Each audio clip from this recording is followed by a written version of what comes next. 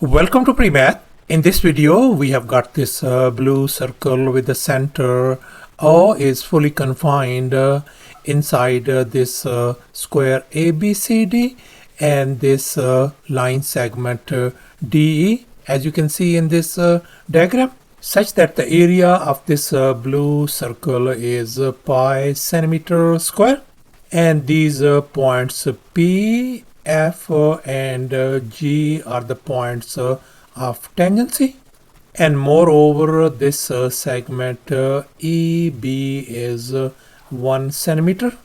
And now our task is to calculate the area of this green shaded region. Please don't forget to give a thumbs up and subscribe. Please keep in mind that this figure may not be 100% true to the scale. Let's go ahead and get started. And here's our action plan. Since we are interested in calculating the area of this green shaded region, and this green shaded region is, as a matter of fact, is a trapezoid. And here's the definition of a trapezoid. Sometimes we call it trapezium, a quadrilateral with at least one pair of parallel sides. And here we can see this side BE is parallel to this side CD, since these angles are 90 degrees in this square ABCD. And now let's recall the area of a trapezoid formula. Area equals to height h times a plus b divided by 2. And here we can see that our base CD is lowercase a, our base EB is lowercase b, and our height of this trapezoid BC is h. And now we can see our b value is 1. So therefore now we are going to calculate the value of a and this value h. And here's our next step. Let's focus on this blue circle whose area has been given to us as pi. And now let's go ahead and calculate the radius of this blue circle.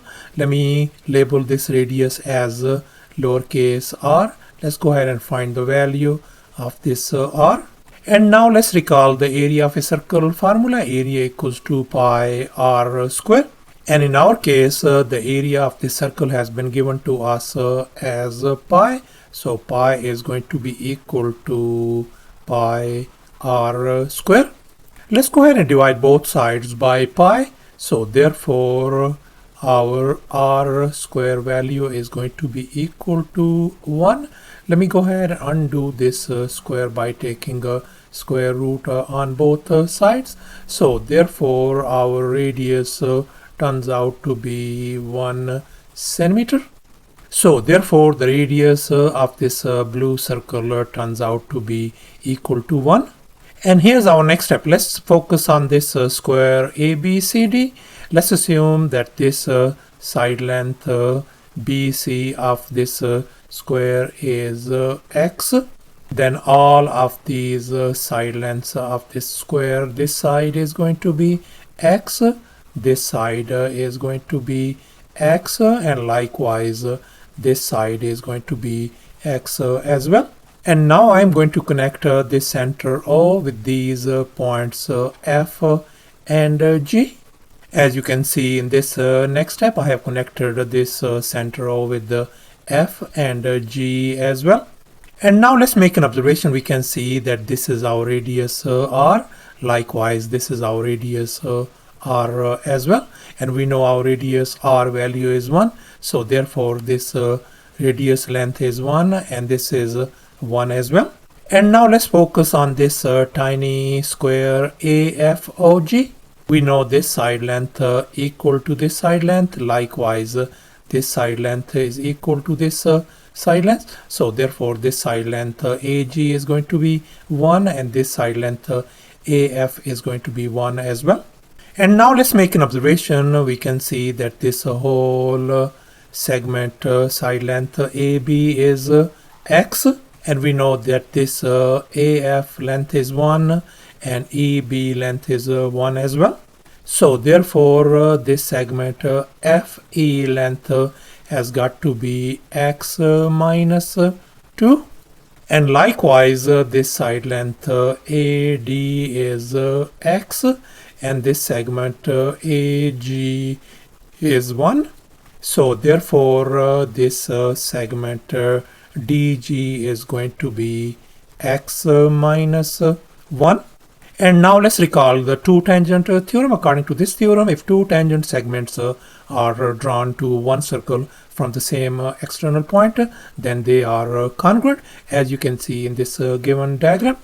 And here we can see this segment OA is congruent to this segment OB.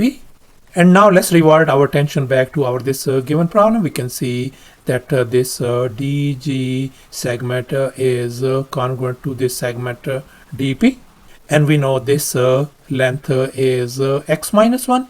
Then this DP length has got to be x minus 1 as well. And likewise this segment FE is going to be congruent to this segment PE. Both sides are congruent. If this segment length is x minus 2, then this PE length has got to be x minus 2 as well. And now let's go ahead and calculate the length of this whole segment DE.